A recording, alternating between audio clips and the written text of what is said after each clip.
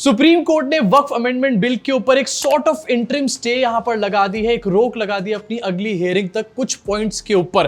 अब किन चीजों के ऊपर रोक लगाई गई ये आपको आगे चल के दिखाऊंगा, एंड मोदी जी का कैसे मोए मोए हो चुका है ये भी दिखाऊंगा। लेकिन उससे पहले भक्त मंडली का मेल्टडाउन आपके सामने पेश करना चाहूंगा आपकी स्क्रीन के ऊपर। सबसे पहला ट्वीट आपको दिखाना चाहता हूं, कश्मीरी हिंदू नाम का एक ट्विटर यूजर है, लिखता है कि Ram Mandir, we need proof of the temple, और 500 ईयर ओल्ड मॉस्क के लिए where will the Muslim side get the documents from. ये सब कुछ भी नहीं, नीचे जो फोटो लगाई गई है वो देखो। सुप्रीम कोर्ट उसके ऊपर इस्लाम का झंडा यहां पर बना रखा है और यहां पर गुंबद भी बना रखा है। सोचो सेम तरीके का ट्वीट कोई और पक्ष का बंदा यहां पर कर देता जिस टाइम पर अयोध्या का वर्डिक्ट सामने आया था, भाई साहब इसके ऊपर दंगे हो जाते। लेकिन ये लोग खुलेआम यहां पर सुप्रीम कोर्ट की तौहीन कर रहे हैं, कंटेम्प्ट ऑफ कोर्ट एक तरीके से माना जा सकता है इसको। इसके अलावा अजीत भारती आपकी स्क्रीन के ऊपर, भारतीय न्यायपालिका की छवि आम जनता में कुछ ऐसी होती जा रही है, साथ ही सरकार की चुप्पी और न्यायिक हस्तक्षेप को सहने की सीमा हर दिन बढ़ती जा रही है।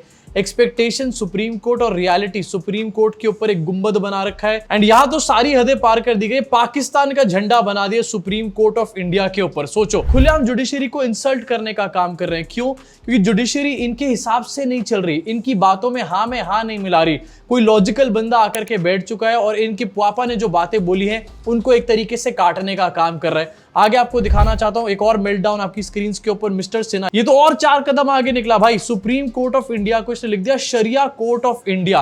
हद हो गई भाई साहब, शरिया कोर्ट ऑफ इंडिया लिख रहा है सुप्रीम कोर्ट को ये बंदा। अगर इसको और इसके जैसे लोगों को इतनी दिक्कत है ना हमारे सुप्रीम कोर्ट ऑफ इंडिया से, तो भैया पाकिस्तान क्यों नहीं चले जाते या फिर बांग्लादेश चले जाओ। इनफैक्ट इसके बीच में वाइस प्रेसिडेंट ऑफ इंडिया का एक स्टेटमेंट निकलकर सामने आता है, जहां पर वाइस प्रेसिडेंट ऑफ इंडिया जो है वो भी जुडिशरी को एक तरीके से क्रिटिसाइज करने का काम करते हैं। वक्फ अमेंडमेंट बिल पे क्रिटिसाइज नहीं करते, किसी और मैटर पे क्रिटिसाइज करते हैं, लेकिन सारी की सारी भक्त मंडली अब उनके वीडियोस को यूज कर रही है। ये दिखा रही है कि देखो अब तो वाइस प्रेसिडेंट ऑफ इंडिया भी सुप्रीम कोर्ट के अगेंस्ट बातें बोल रहे हैं। This is big and bold, VP Dhankhar साहब thrashes Indian judiciary in his latest speech. People are losing their faith in judiciary. How can judiciary decide what President of India should do? Recently huge cash was recovered from a judge. Nothing happened to him. ये सब बातें धनखड़ जी ने इस context में बोली है कि recently court ने ये ऑर्डर किया था कि किसी भी प्रदेश का जो राज्यपाल होते हैं वो बहुत टाइम तक किसी भी डिसीजन को या फिर बिल को अपने पास होल्ड करके नहीं रख सकते, एक टाइमलाइन इसकी तय होनी जरूरी है। अब जवाब तो यहां पर इसी बात का दिया गया, लेकिन किल्सन यहां पर वक्फ अमेंडमेंट बिल की सामने आ रही है, साफ साफ पता चल रहा है। और अब इसी को यूज करके भक्त मंडली दिखा रहा है कि देखो वाइस प्रेसिडेंट ऑफ इंडिया जो है वो भी जुडिशरी से नाराज है, वो भी जुडिशरी को टारगेट कर रहे हैं यहाँ पे। इसके अलावा एक और आपकी स्क्रीन के ऊपर एक से एक भरे पड़े हैं। द एनालाइजर न्यूज अपडेट्स अपने आप को बताता है, ये लिखता है कि peculiar case of milords, Ayodhya show documents of the disputed land, और Waqf how will they show documents of Mughal era, how will they prove ownership, judicial reforms are must need of the hour. अब मोदी जी को ये समझाया जा रहा है कि मोदी जी सुप्रीम कोर्ट आपकी बात नहीं मान रहा है, मोदी जी हमारे देश में जुडिशियल रिफॉर्म्स की जरूरत है, सारे के सारे कॉलेजियम सिस्टम को खत्म कर दो। इनफैक्ट आप इसके नीचे कमेंट भी देखोगे तो यही लिखा होगा कि ये सब कांग्रेस की वजह से हुआ है, इस सब का जिम्मेदार जो है कॉलेजियम सिस्टम है, अब इसको खत्म कर देना चाहिए। और ये तो कुछ भी नहीं है, हमारे देश के सो कॉल्ड जर्नलिस्ट क्या लिख रहे हैं ये दिखाना चाहता हूं आपको। Rahul Shivshankar, big breaking, massive victory for शरीयत बैकर इकोसिस्टम।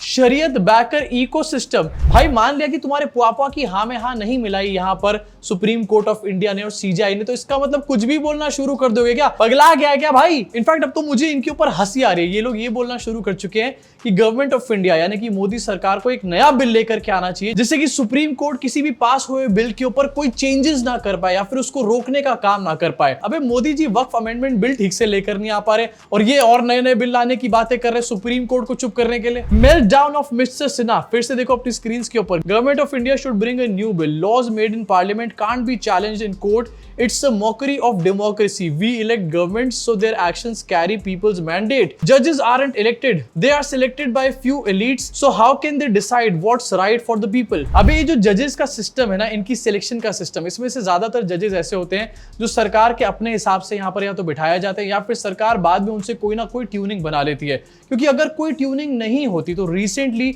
जो दिल्ली हाईकोर्ट के जज के घर में कैश पकड़ा गया था, जला हुआ कैश, उस मामले में कुछ किया जाता ना, कहीं से कोई इंक्वायरी होती, सीबीआई या फिर इनकम टैक्स के छापे पड़ते, ऐसा कुछ भी नहीं हुआ। दिस क्लियरली शोज कि जुडिशरी हो या फिर सरकार हो, कहीं ना कहीं दोनों के तार आपस में मिले ही हुए होते हैं और ज्यादा गाली देने की जरूरत नहीं। तुम्हारे पापा नहीं हो सकता जज साहब को बनवाया हो कभी, और जरा सा एक कोई जजमेंट या फिर डिसीजन इनके हिसाब से ना आए तो कैसी कैसी बातें शुरू हो जाती है। शरिया कोर्ट ऑफ इंडिया, हमारे देश की सरकार को एक ऐसा बिल पास करना चाहिए जिससे कि कोई भी जो पुराने बिल पास करे हुए हैं उनको चैलेंज ही ना कर पाए कोर्ट के अंदर। अबे पहले सरकार से बोल ये वाला बिल संभाल ले।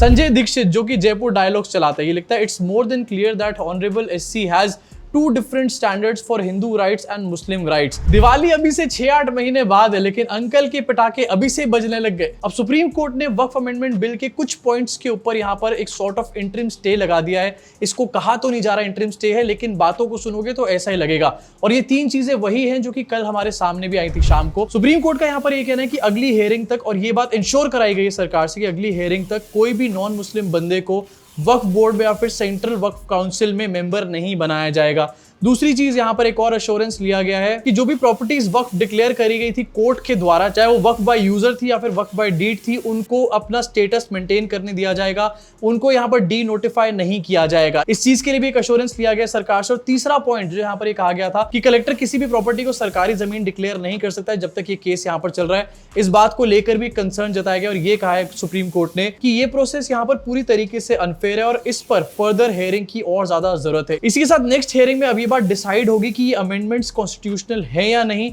और क्या ये माइनॉरिटी राइट्स को वायलेट करते हैं या फिर नहीं। एंड तब तक सुप्रीम कोर्ट ने स्टेटस को मेंटेन करने का ऑर्डर यहां पर दिया है। सरकार से हर चीज पे अश्योरेंस लिया गया है, सरकार ने भी हर चीज के ऊपर अश्योरेंस बकायदा दिया है यहां पर। इसका मतलब साफ है कि मोदी जी के जो मंसूबे थे यहां पर वक्फ अमेंडमेंट बिल लाने के बाद कि भैया पूरे देश में गदर मच जाएगा, उसका मोए मोए हो चुका है पूरी तरह। अब जहां पर ये न्यूज बहुत ज्यादा ट्रेंड कर रही थी कल, इसके अलावा एक और न्यूज बहुत ट्रेंड कर रही थी। हमारे रेल मिनिस्टर अश्विनी वैष्णव जी ने एक ऐसी प्रॉब्लम का सॉल्यूशन निकाल लिया है जो प्रॉब्लम एग्जिस्ट ही नहीं करती है। यस, मतलब लोग यहां पर प्रॉब्लम का सॉल्यूशन निकालते हैं, अश्विनी वैष्णव जी सॉल्यूशन के बाद उसकी प्रॉब्लम ढूंढेंगे। अब किया क्या है इन्होंने, क्या कारनामा किया जिसकी वजह से मैं इतनी तारीफें कर रहा हूं। इन्होंने ट्रेन के ऊपर एटीएम मशीन को इंस्टॉल करना शुरू कर दिया और इसकी एक इन्होंने बाकायदा रील भी बनाकर पोस्ट करी है।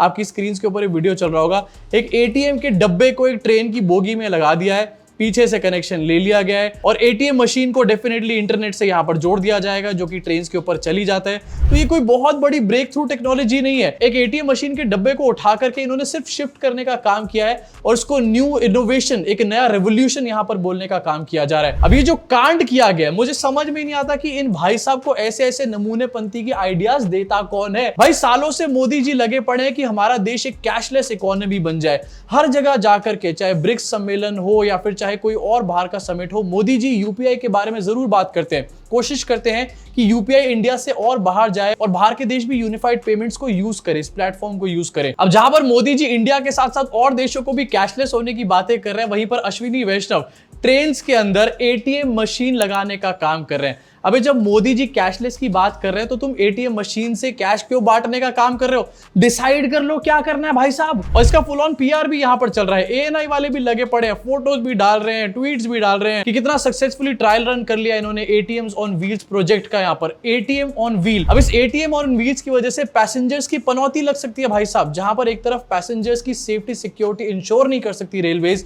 वहीं दूसरी तरफ जब ये डब्बा लग जाएगा कैश वाला किसी बोगी के अंदर तो क्या वहां पर लूटपाट के चांसेस और ज्यादा नहीं बढ़ जाएंगे? अगर लूटपाट होगी वहां पे तो क्या वहां जो पैसेंजर्स बैठे होंगे बोगी में उनकी जान को आफत नहीं आएगी? मतलब बैठे बिठाए अश्विनी वैष्णव ने प्रॉब्लम की सॉल्यूशन तो क्या एक नई प्रॉब्लम पैदा करके यहां पर रख दी है। इनफैक्ट एक महान आदमी ने अश्विनी वैष्णव जी की इस रील पे कमेंट किया है, इसको देखते हैं जरा। लैट्रिन का मग्गा चेन से बांध के रखने वाले देश में ट्रेन में एटीएम लग रहा है, वाह मोदी जी वाह। एक्चुअली में यार हमारी ट्रेन इतनी ज्यादा अनसेफ हैं, इतनी ज्यादा चोरी की प्रॉब्लम है कि जो बाथरूम में मग्गा होता है उसको भी चेन से बांधा जाता है। अब इस एटीएम मशीन का क्या होगा मुझे समझ में नहीं आ रहा। और जहां पर इतनी सारी प्रॉब्लम्स है हमारे देश में रेलवेज के साथ, वहां पर क्या काम किया जा रहा है? एटीएम मशीन लगाई जा रही है ट्रेन के अंदर। तालियां हो जाए इनके लिए। अबे ट्रेन के एक्सीडेंट्स पहले रोक दो, ट्रेन का इंफ्रास्ट्रक्चर पहले ठीक कर दो। ट्रेन में हाइजीन के इश्यूज लगातार बढ़ते चले जा रहे हैं। रिसेंटली फ्रांस का एक ब्लॉगर है, वो इंडिया आया, 46 आवर्स की ट्रेन जर्नी उसने करी एंड उसने एक वीडियो बना करके डाली जिसमें उसने साफ बताया कि कितनी पैथेटिक है इंडिया की ट्रेन्स। 10 तरीके की प्रॉब्लम्स आपको यहाँ पर देखने को मिल जाएंगी। रेलवे के कर्मचारी यहाँ पर कपलिंग करने के चक्कर में अपनी जान से हाथ धो बैठ रहे हैं, लेकिन इनको यहाँ पर एटीएम मशीन लगानी है। भैया बोगी के अंदर हट जाओ सब लोग, यहाँ पर मशीन छापेगी पैसे। और ये एटीएम मशीन बोगी में लगाने के बाद ऐसे दिखाया जा रहा है जैसे कि आप फ्री के पैसे आपको मिल जाएंगे किसी बोगी में। अबे पैसे आपके अपने अकाउंट से ही कटेंगे, ज्यादा खुश होने की जरूरत नहीं है। फिर से पूछना चाहता हूं वैष्णव जी, ऐसे घटिया आइडिया आपको दे कौन रहा है सर? प्लीज उसको अपनी फ्रेंड लिस्ट से ब्लॉक करो जल्दी से जल्दी। अब जब तक हमारे अश्विनी वैष्णव जी इस सॉल्यूशन की प्रॉब्लम को ढूंढते हैं, ये सॉल्यूशन की प्रॉब्लम ही ढूंढेंगे ना यहां पर बैठकर, तब तक नितिन गडकरी जी ने कमाल करके दिखा दिया। यस, और ये कमाल ऐसा किया कि धोती फाड़ के रुमाल बना के रख दिया इन्होंने। ये भी एक नया सिस्टम यहां पर लॉन्च करने जा रहे हैं कि आपकी गाड़ी में अब एक जीपीएस सिस्टम लगा होगा जिससे कि टोल ऑटोमेटिकली डिडक्ट हो जाएगा। वाह, तालियां हो जाए इसके लिए। गाड़ी में जीपीएस लगाने वाली है आपकी सरकार, यानी कि आपकी प्राइवेसी की, आपकी लोकेशन की पूरी धज्जियां उड़ने वाली है यहाँ पे। अब जब फास्टैग लेकर के आई थी मोदी सरकार तो ये दिखाया गया था कि ये रिवोल्यूशनरी है भाई, इससे सारी सड़कें ठीक हो जाएंगी, टोलों पे आपको खड़ा नहीं होना पड़ेगा। लेकिन प्रॉब्लम जस की तस है, अभी भी आपको टोल टैक्स पे कई बार खड़ा होना पड़ जाता है। और अगर आप बाय चांस से कह दो कि सर रूल है, अगर बहुत देर तक खड़ा होना पड़े तो हम टोल नहीं देंगे, तो भैया आपको लाठी डंडे भी खाने पड़ जाते हैं कई बार। लेकिन उसके बाद अभी एक नया निकाल के लेकर आए हैं कि आपकी गाड़ी में एक जीपीएस का डब्बा घुसेड़ देंगे, मोदी जी वाला जीपीएस, और वो जीपीएस ऑटोमेटिकली आपके टोल को भी काटेगा और मोदी जी को भी बता देगा कि आप कहां कहां घूम करके आ रहे हो। अब ये बात लिख करके रख लो, जिस तरीके से फास्टैग लाने के बाद टोल पे खड़े होने की प्रॉब्लम खत्म नहीं हुई, ये जो जीपीएस वीपीएस की बातें करी जा रही है ना, इससे भी कुछ भी सॉल्व नहीं होने वाला। दूसरी चीज यहां पर ये है कि अभी जो एग्जिस्टिंग प्रॉब्लम्स हैं उनके ऊपर बात करो ना चाचाज। मतलब सड़कों पे इतने गड्ढे हुए चले जा रहे हैं, टोल तुम कलेक्ट कर रहे हो, अब चाहे जैसे भी कलेक्ट कर रहे हो, उसके बावजूद भी वो सड़कों के गड्ढे नहीं भर रहे हैं जिसके लिए एक्चुअली टोल बना है। आखिरकार उसका क्या हो रहा है, इसके बारे में कोई बात नहीं कर रहा। लेकिन नहीं, अब एक जीपीएस का नया डब्बा लाएंगे हम, नैनो चिप वाला जीपीएस जो श्वेता दीदी ने बनाया था, वो तुम्हारी गाड़ी में लगने वाला है। अब ये जो पूरा जीपीएस और आपकी प्राइवेसी, आपकी लोकेशन ट्रैकिंग सिस्टम है, ये 1 मई से लागू होने जा रहा है। और आपको थोड़े दिन में इस बात के लिए प्रेशराइज किया जाएगा कि जल्दी से जीपीएस वाला या चिप या डब्बा जो भी ये बनाने वाले हैं उसको आप अपने आप लगा लो अपनी गाड़ी में। अब इससे जो जीपीएस बनाने वाली कंपनी है उसका तो यहाँ पर फायदा होगा ही, एंड कोई बड़ी बात नहीं होगी कि वो जीपीएस वाली कंपनी यहाँ पर इलेक्टोरल बॉन्ड खरीद रही हो, ऐसा भी हो सकता है। बट एक मेजर कंसर्न यहाँ पर है जिसके बारे में कोई बात नहीं कर रहा कि भाई साहब, जब आज के डेट में डेटा इतनी बुरी तरीके से यूज किया जा रहा है हर जगह पे, और आपका डेटा कहीं पर भी लीक हो जाता है, चाहे वो डीएल का डेटा हो, आधार का डेटा हो, तो ये डेटा लीक नहीं होगा। इस बात को इंश्योर करेगी क्या सरकार या फिर नहीं करेगी? एंड ये चीज अगर लागू हो जाती है तो आपकी लोकेशन सर्विसेज चाहे गूगल या फिर एप्पल तक पहुंचे ना पहुंचे, लेकिन मोदी जी के कंप्यूटर में जरूर आ जाएंगी। पूरे देश के सामने वक्फ और औरंगजेब जैसे मैटर ये लोग रोज आए दिन सामने रखते हैं, लेकिन उसके पीछे से ऐसी ऐसी चीजें ये लोग लेकर के आ जाते हैं जिससे कि आपकी डेटा प्राइवेसी, आपकी लोकेशंस, आपकी हर चीज टेक पर आ सकती है। आपकी लाइफ एक तरीके से लोग मैनिपुलेट कर सकते हैं अगर इनके पास ये सारा डेटा हुआ तो। ये चाहते हैं कि इसके बारे में कोई बात ना करे, तभी औरंगजेब को कब्र से बार बार निकाल करके ले आते हैं और आपका ध्यान डाइवर्ट करने का काम करते हैं। आई होप अब आपको समझ में आया कि क्यों औरंगजेब और वक्फ की बार बार बातें यहां पर करी जाती हैं। अब आपका इसके बारे में क्या सोचता है, नीचे कमेंट सेक्शन में अपनी भड़ास को पूरी तरीके से निकाल डालो। जाते जाते आपसे 2 अपीलें करना चाहूंगा। पहली अपील, वीडियो को लाइक किया करो, जो लोग करते हैं उनको दिल से थैंक यू, और जो लोग नहीं करते कर दो ना भाई, क्या दिक्कत है। और दूसरी अपील ये है कि चैनल को ज्वाइन करो या फिर सुपर थैंक्स भी कर सकते हो, और अगर ये दोनों नहीं करने, पसंद नहीं आ रहे दोनों, तो सब्सक्राइब करके सर बेल आइकन दबा दो। Thank you sir, bye bye sir.